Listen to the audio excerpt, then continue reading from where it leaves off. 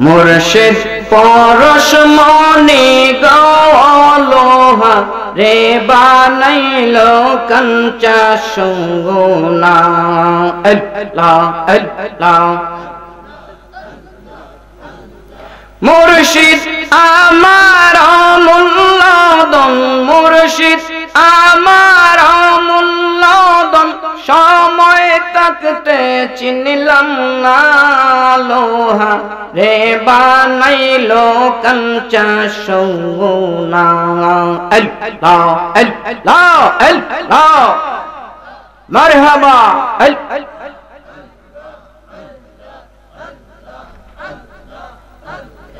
মুর্শিদ রতন মূল্যদন মুর্শিদ রতন মূল্যদন সময় থাকতে চিনলাম না লোহা রে বানাইলো কঞ্চা সোনা আল্লাহ আল্লাহ আল্লাহ আল্লাহ আল্লাহ আল্লাহ মুর্শিদ নাম যে কইরাছে সাধন বিনা দুধে দই পাতিয়া তুইলা সে মাখন আল্লাহ আল্লাহ আমার মোস্তাক নাম জাত কইরাছে সাধন বিনা দুধে দই পাতিয়া তুইলা সে মাখন সেই মাখন বকন করিলে সেই মাখন বকন করিলে ববের খোদা তাকে না লোহা রে বানাইলো কঞ্চা সুগুনা আল্লাহ আল্লাহ আল্লাহ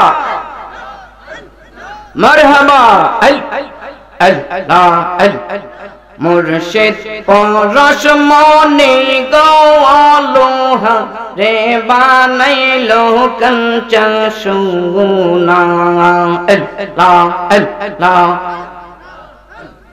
লোহা কাশা জঙ্কার গদরলে পরিষ্কার হয় গসলে মজলে গো লোহা কাশা জঙ্কার গদরলে পরিষ্কার হয় গসলে মজলে গো আল্লাহ আল্লাহ দিলের ময়লা দুধে দইলে দিলের ময়লা দুধে দইলে পরিষ্কার তো হবে না লোহা রে বানাইলো কঞ্চা সুগুনা আল্লাহ আল্লাহ মুর্শিদ পরশমণি দয়াল পরশমণি লোহা রে বানাইলো কঞ্চা সোনা আল্লাহ আল্লাহ আল্লাহ ওদমে কয় ওরে মন পাগল সহরলে গরল মিশাইয়া হারাইলে সহকল অদমে কয় ওরে মন পাগল সহরলে গরল মিশাইয়া হারাইলে সহকল সরল দিলে যে সালাইছে সরল দিলে যে সালাইছে গরলের দার দারে না লোহা রে বানাইলো কঞ্চা সোনাই আমার মুস্তাক সাপ রসমণি লোহা রে বানাইলো কঞ্চা সোনা আল্লাহ আল্লাহ আল্লাহ আল্লাহ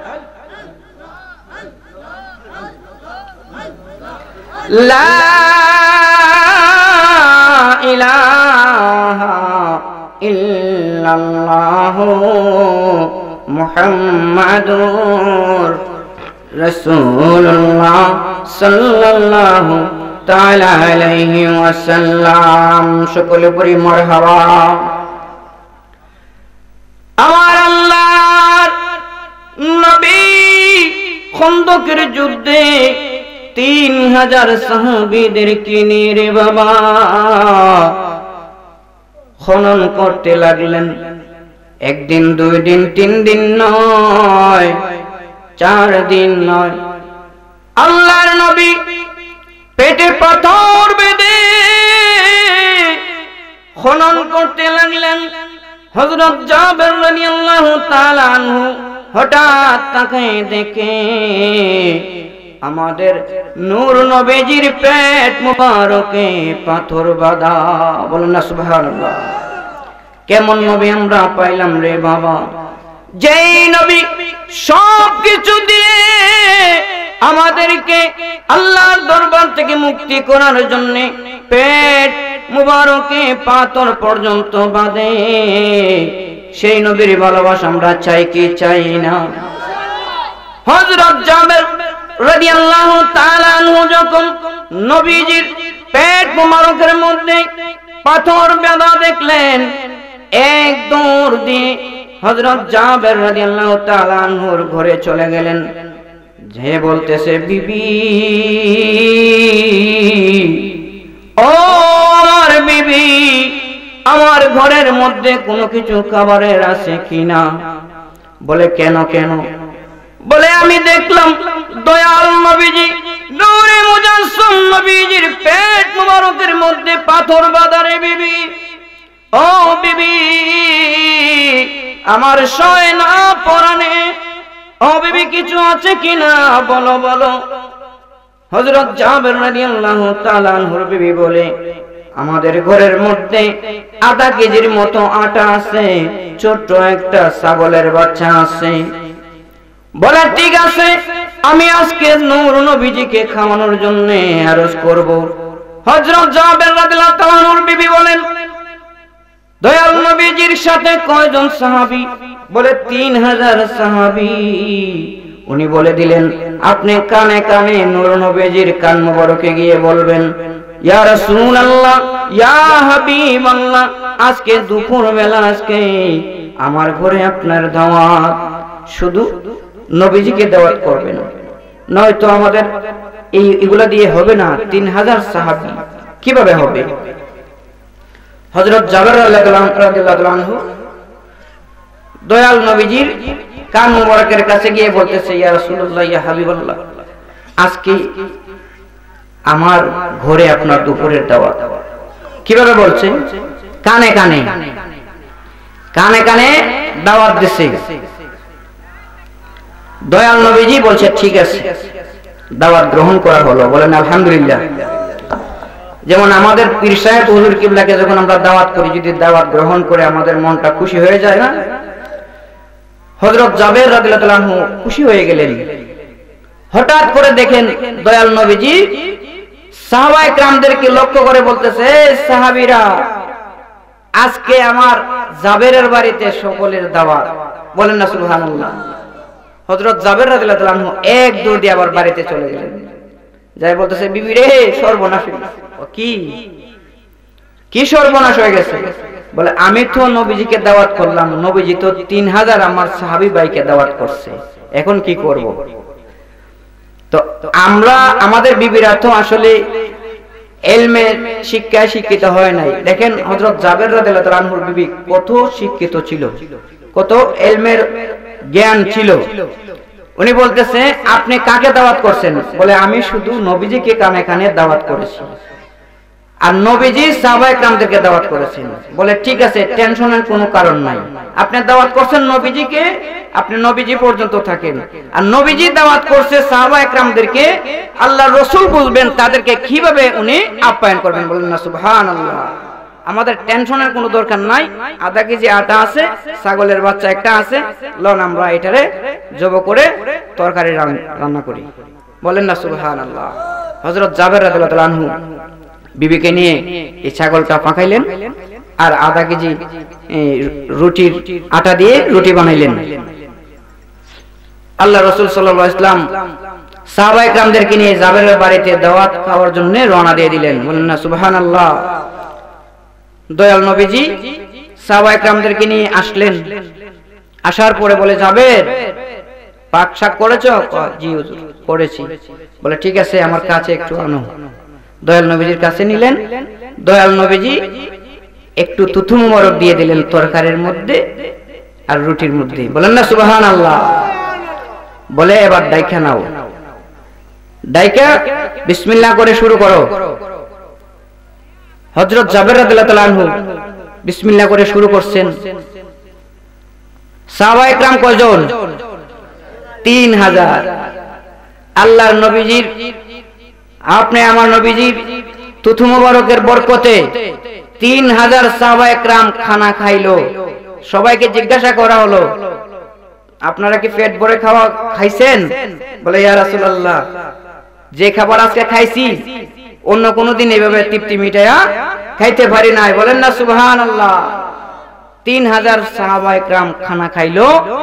হযরত জাবের রাদিয়াল্লাহু তাআলা কে এবলা বলতেছে, এবার দয়াল নবীজি বলতেছে, যাও দেখো তোমার তরকারি কিরকম আছে। যায় দেখে ঠিক যতটুক তরকারি পাকাইছিল এতটুক তরকারি রয়ে গেছে। বলেন না সুবহানাল্লাহ। তখন দয়াল নবীজি বলতেছে, জাবের আমার সাহাবায়ে কেরাম খানা শেষ হইছে, এবার আমাকে দিতে পারো। ওইদিকে ঘটনা একটা ঘটে গেছে। জাবের রাদিয়াল্লাহু তাআলা আনহুর দুইটা ছেলে ছিল। ওরা যখন জাবের রাদিয়াল্লাহু তাআলা আনহু যখন ছাগলটা জবাই করছে, ওনারা দেখছে, এই দুই ভাই দেখছে। তো ওরা একটু আড়ালে ছাদের মধ্যে চলে গেছে। যাই বলতেছে, ভাই আব্বা যে জবাই করছে, লন আমরা একটু জবাই করি। বলে কেমনে? ছুরি একটা নিছে, বলে তুমি শুয়ে পড়ো, আমি জবাই করব, তারপর আমাকে এইভাবে দিবা। সুবহানাল্লাহ বলেন। মাসুম বাচ্চা। দেখা গেল ওইদিকে করুণ ঘটনা ঘটে গেল। হযরত জাবের রাদিয়াল্লাহু তাআলা আনহুর এক ছেলেকে আরেক ছেলে জবাই করে দিছে। বলেন না সুবহানাল্লাহ। জবাই করার পরে দেখা যাচ্ছে এই রক্ত বেশি গেছে ছাদ। এই রক্ত দেখে যে ছেলে জবাই করছিল এই ছেলে আবার দেখা যাচ্ছে পিছাইতে পিছাইতে ছাদ থেকে পড়ে সেও শহীদ হয়ে গেল। দেখা গেল আল্লাহর নবীর সাহাবী হযরত জাবের রাদিয়াল্লাহু তাআলা আনহুর দুই ছেলে শহীদ হয়ে গেল। তো আল্লাহ রাসূল বলেন, জাবের আমি তো খাবো, সব সাহাবায়ে কেরামদেরকে তো খাওয়াইছো, এখন আমি খাবো, কিন্তু আমি খাবার আগে আমি দেখতে চাই তোমার দুই সন্তানকে নিয়ে আমি খাইতে চাই। ওইদিকে জাবের রাদিয়াল্লাহু তাআলা আনহু ওনার বিবিকে নিয়ে খুঁজে কিন্তু ওই ঘটনা দেখছে, কিন্তু একটু গোপন রাখছে, যদি আল্লাহ রাসূল সাল্লাল্লাহু আলাইহি ওয়াসাল্লাম কষ্ট পেয়ে না আসে।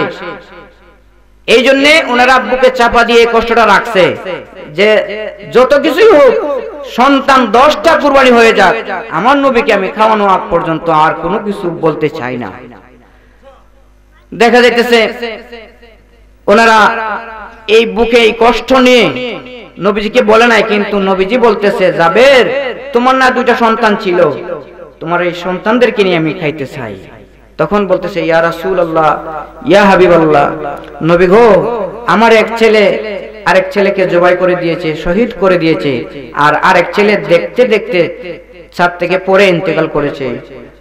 আমার দুই ছেলে ইন্তেকাল করেছে, শহীদ হয়ে গেছে। ইয়া রাসূলুল্লাহ, আমি কিভাবে আপনার সামনে এনে দেই? ওনারা কিভাবে খাবে? বলে, জাবের আমি চাই ওদেরকে নিয়ে খাইতে, তুমি যাইয়া বলো, এ আমার সন্তানেরা, আমার নবীজি বলতেছে তোমরা উঠে আসো, নবীজি তোমাদেরকে নিয়ে দাওয়াত খাবে। বলেন না সুবহানাল্লাহ।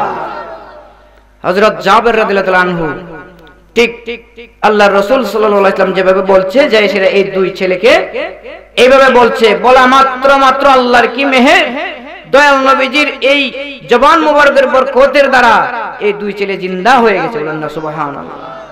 দয়াল নবীজি ওনাদেরকে নিয়ে দাওয়াত খাইলেন। আর কিছু কিছু দেখা যাইতেছে ওরা বলে যে নবীজি তো জিন্দা করছে, এরকম কোনো প্রমাণ নাই। এটা কি নবীজি জিন্দা করছে না? নবীর হুকুমই তো জিন্দা হইছে। তা আমরা নবীর উম্মতের মধ্যে তো চিন্তা করনেওয়ালা আছে কি নাই?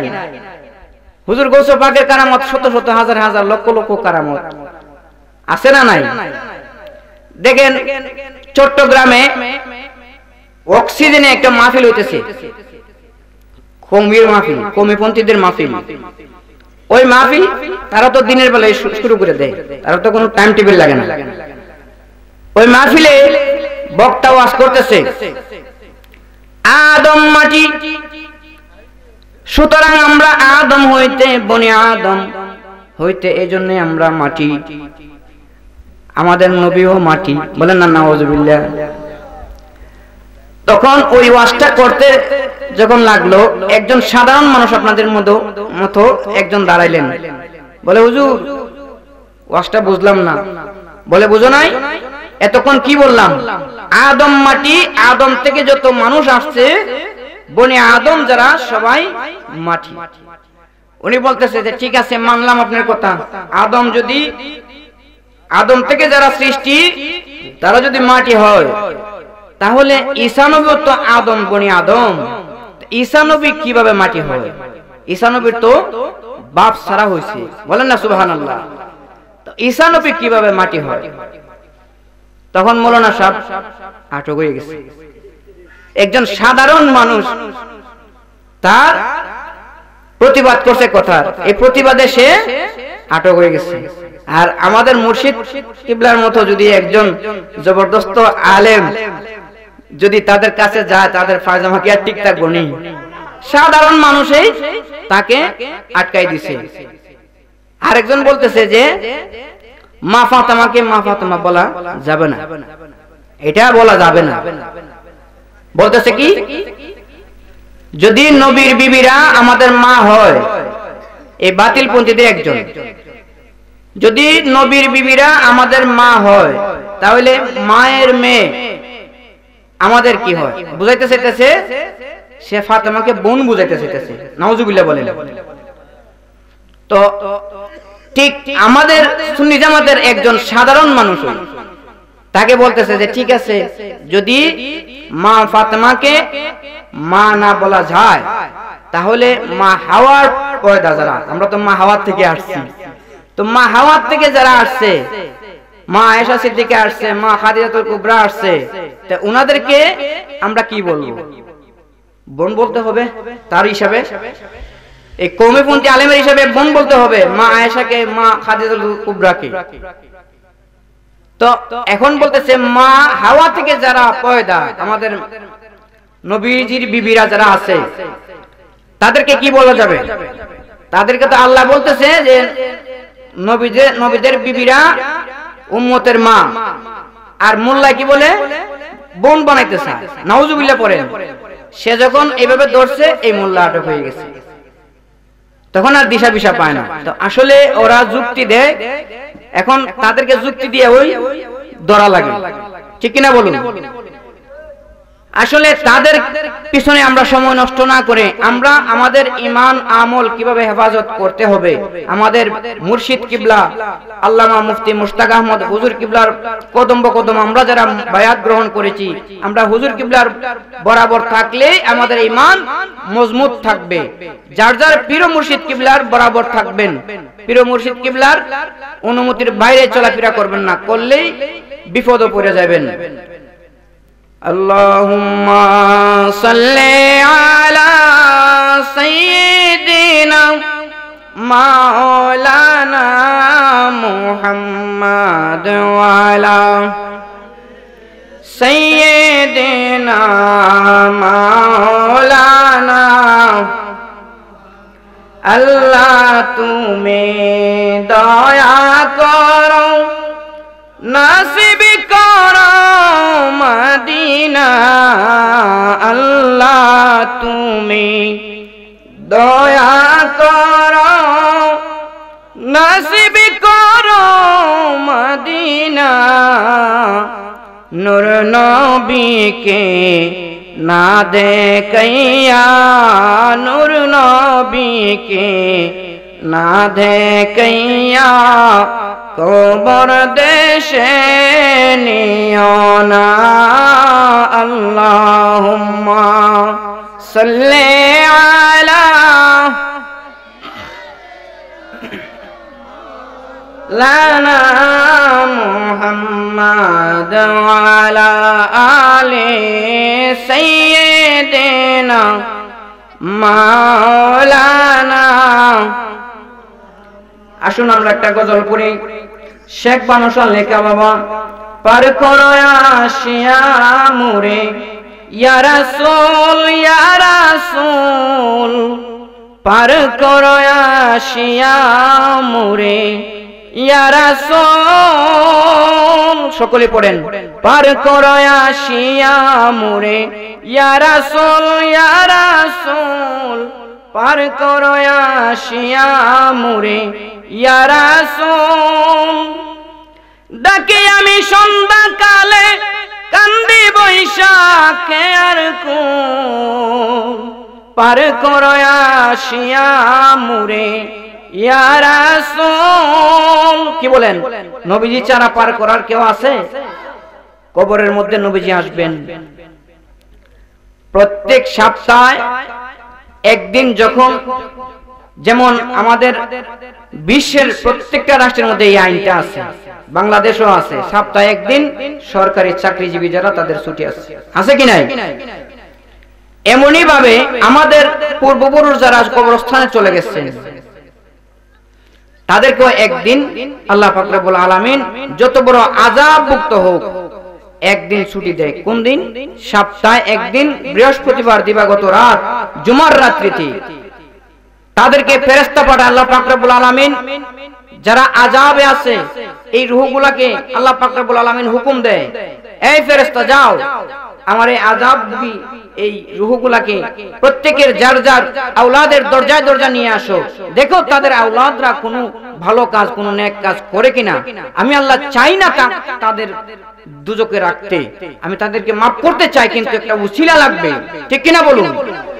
যখন আল্লাহর ফেরেশতারা তাদেরকে যায় বলে, হে আল্লাহর বান্দারা তোমরা আযাবে আসলা কেন? তোমাদেরকে কি আল্লাহ পাক রব্বুল আলামিন কোনো কিছু দিয়েছিল না দুনিয়ার জমিনে? বলে দিয়েছিল।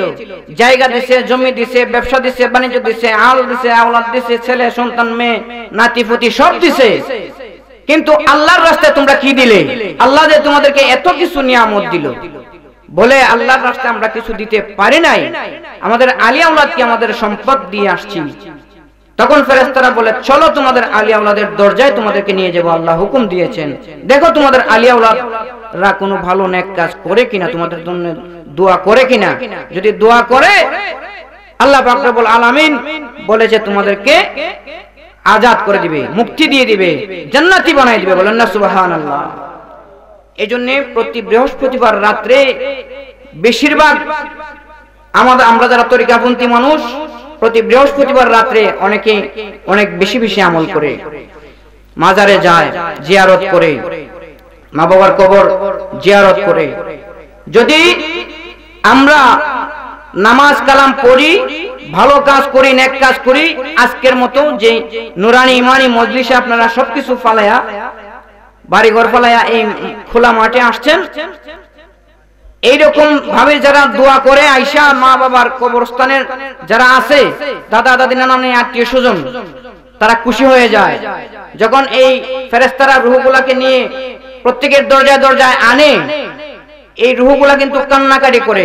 এই কান্নাকাটির যন্ত্রণায় ঘরের যে গরু বাছুর যা কিছু আছে তারা কিন্তু ছটফট করে, আমরা বুঝি না। এই হাইওয়ান যারা আছে তারা কিন্তু ছটফট ছটফট করে।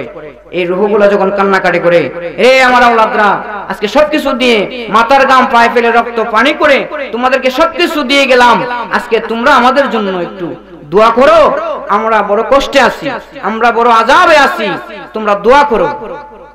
যখন আমরা এইভাবে এরকম নুরানি মানে মজলিসে থাকি বা আমরা নামাজ পড়ে দোয়া করি মা বাবার জন্য, কবরস্থ যারা আছে তাদের জন্য, দাদা দাদি নানা নানি যারা আছে, তখন তারা খুশি হয়ে যায়।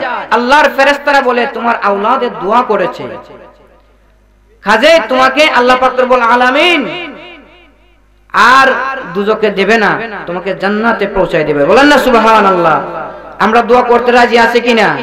আমাদের পূর্বপুরুষ যারা আছে বাবা তাকায় থাকে আওলাদদের প্রতি চায়া থাকে, দেখে আমার আওলাদরা কোনো আমাদের জন্য কোনো বাজেট পাঠায় কিনা। যখন আমরা কোরআন তেলাওয়াত করি, নামাজ পড়ি, কোরআন তেলাওয়াত শুনি, যারা না পারি শুনতে হবে, শুনি, এই কোরআন তেলাওয়াতের নূরের আলো আল্লাহ পাক রব্বুল আলামিন আমাদের মুরব্বিদের পূর্বপুরুষের কবরস্থানের মধ্যে আলোকিত করে দেন। বলেন না সুবহানাল্লাহ। এই জন্য যদি যারা রুহগুলা কান্নাকাটি করতে করতে, অনেক মানুষ আছে বেগুনা গ্রামে কি মানুষ কম আসেনি, তরিকাপন্থী মানুষের অভাব নাই, কিন্তু মাহফিলে কয়জন আসছে? অনেকে ঘুমে আছে। যেমন বৃহস্পতিবার রাতে যারা আসে রুহগুলাকে নিয়ে, আমাদের মধ্যে যারা স্টার জলসা মা বোনদেরকে লক্ষ্য করে বলি, শুধু স্টার জলসা দেখতে দেখতে ঘুমিয়ে পড়েন, ফজরের নামাজটা পড়েন না। আপনাদের পূর্বপুরুষের অবস্থা খারাপ। এই ফ্যামিলিতে যারা আছে, যারা স্টার জলসা দেখার জন্য উৎসাহ দেয়, তারাও জাহান্নামে যাবে। মা বোনদেরকে বলি এগুলা থেকে বিরত থাকেন। আগের ছোটবেলা দেখতাম আমাদের দাদি নানি যারা আছেন ফজরের সময় লেখাপড়া না থাকলেও তারা কান্নাকাটি করতো, নামাজ পড়তো। আর এখন কোরআন শরীফ শিক্ষা দেওয়ার পরেও কোরআন শরীফ একদিন দেখে না খুলে আমাদের মা বোনরা। যদি দেখতো আজকে আমাদের সংসারটা জান্নাতে পরিণত হইতো। এগুলা থেকে বিরত থাকবেন। দেখেন কবরস্থ যারা আছে, এই রূহগুলা যখন ফেরেশতারা নিয়ে আসে, রূহগুলা কান্নাকাটি করে, করতে করতে যখন এশার নামাজ পড়েন না, ফজরের নামাজ এইভাবে হারায় ফেলেন, তখন ফেরেশতারা শৃঙ্খলা ভেদে শৃঙ্খলা পরে আবার জাহান্নামের দিকে নিয়ে যায়। তখন ফেরেশতাদেরকে তারা রূহগুলা একটা অনুরোধ করে, এই ফেরেশতারা আমাদেরকে আরেকটা সুযোগ দাও। তাদেরকে আমরা যখন সব দিয়ে গেলাম, আমাদের জন্য কোনো কিছুই করে নাই, আমরা একটা বদদুয়া দিয়ে যাব যাতে জাহান্নামে তাদের সাথে আমাদের সাক্ষাৎ হয়। বলেন না নাউজুবিল্লাহ। আমরা কি জান্নাতে যেতে চাই না জাহান্নামে যেতে চাই? জান্নাতে যদি যাইতে চাই তাহলে আমাদের পূর্বপুরুষের জন্য সব সময় আমরা দোয়া করতে রাজি আছে কিনা? বলেন আল্লাহ আল্লাহ আল্লাহ আল্লাহ আল্লাহ আল্লাহ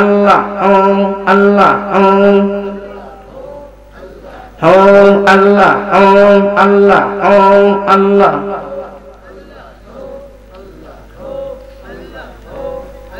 হো আল্লাহ হো আল্লাহ হো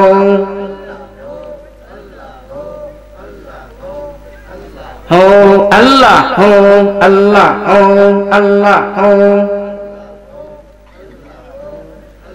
पंजहतन पंजतन मुर्शिद पाक पंजतन पंजतन पंजतन मुर्शिद पाक पंजतन मौने देबा सोहनाया मत পাই যেন দর্শন মুর্শিদ পাক ফঞ্জাতুন আল্লাহ হো আল্লাহ হো হো আল্লাহ হো ফঞ্জাতুন ফঞ্জাতুন মুর্শিদ পাক ফঞ্জাতুন ফঞ্জাতুন ফঞ্জাতুন মুর্শিদ পাক ফঞ্জাতুন মনে হেতে বা সোহনায় আমরার পাই যে নদর্শন মুর্শিদ পাক ফঞ্জাতুন আল্লাহ হো হো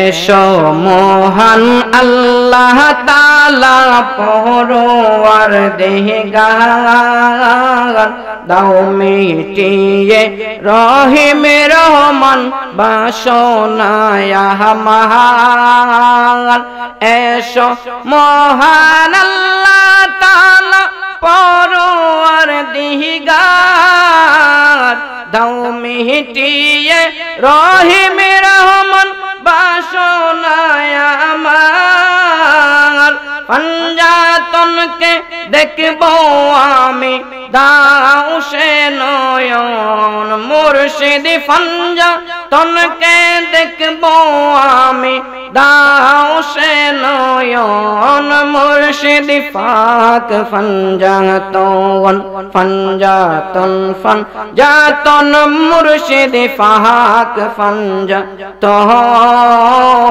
ফানজাতন ফানজাতন মুর্শিদ পাক ফানজাতন মনেতে বা সোনায় আমরা পাই যেন দর্শন মুর্শিদ পাক ফানজাতন। ঠিক কিনা বলেন?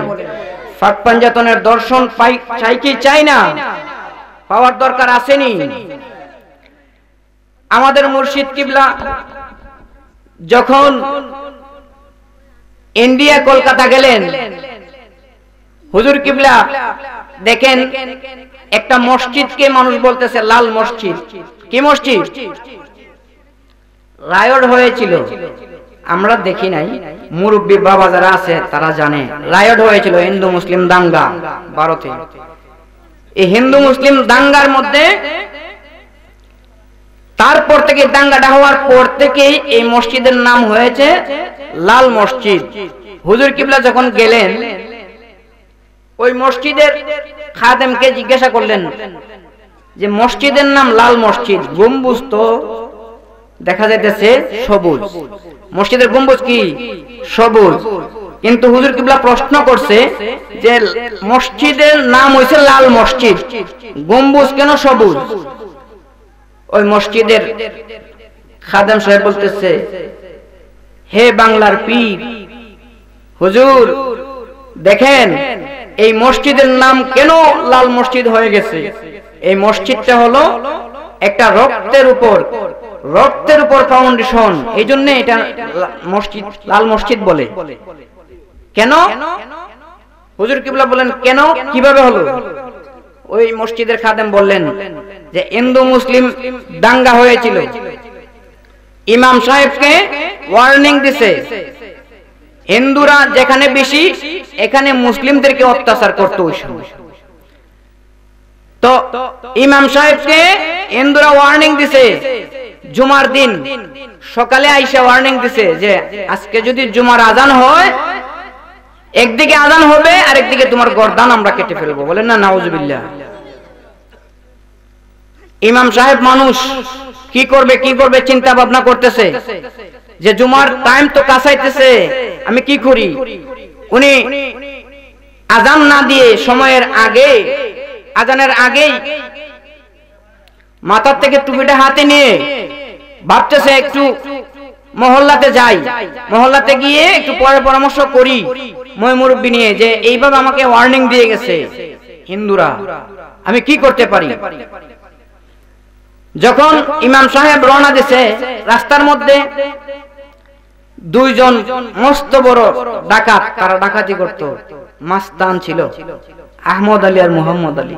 ওরা বলতেছে, ইমাম সাহেব কোথায় যাইতেছেন? জুমার দিন আজানের টাইম কাছাই গেছে।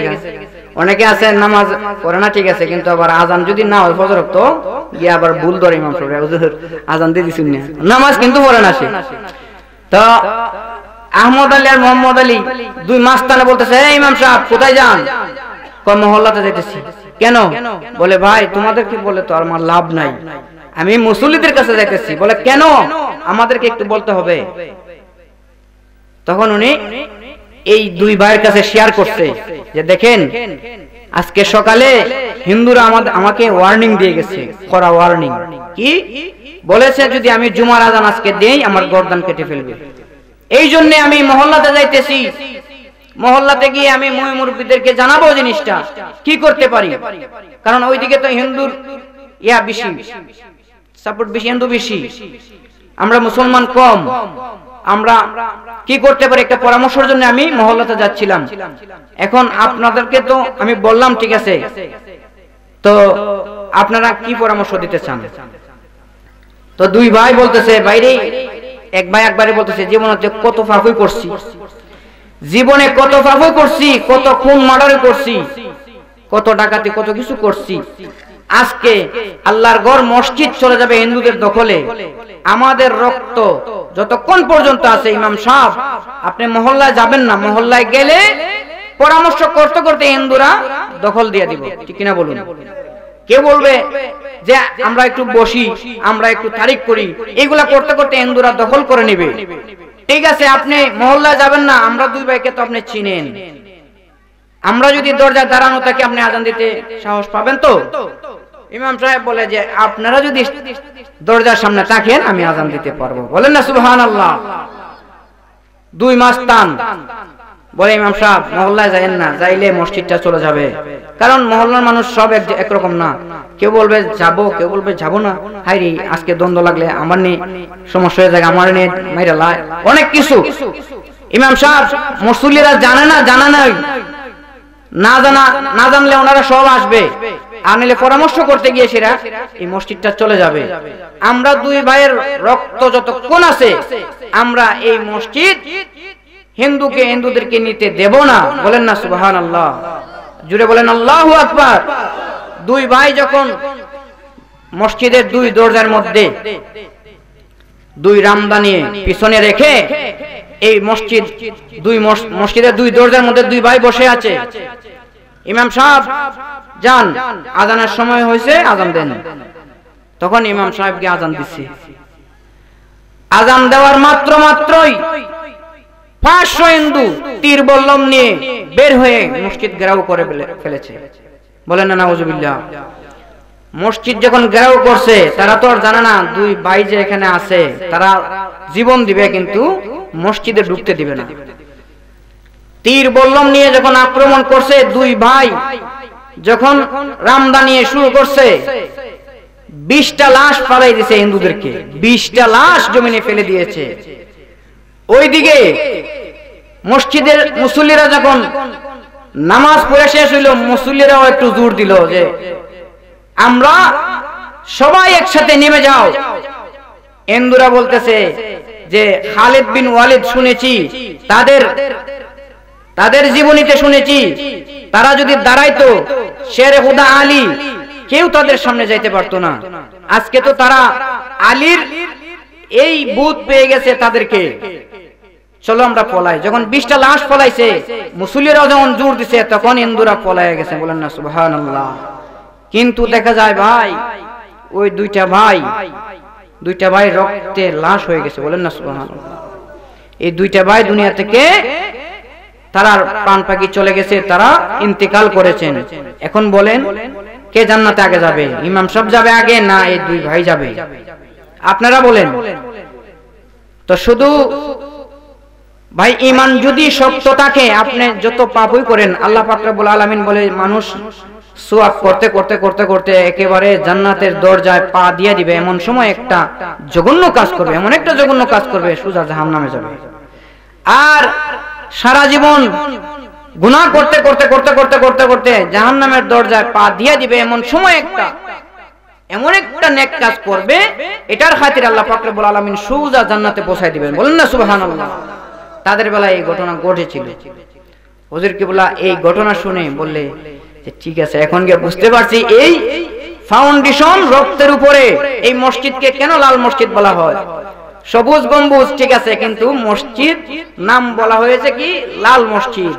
হুজুর কিবলা ওখানে গিয়েছেন, তো হুজুর কিবলার জবান মুবারকে আমি শুনেছি। তো এখন বলেন এই মূর্খ, এই মাস্তান, এই ডাকাত আগে বেহেশতে যাবে না ইমাম সাহেব আগে যাবে?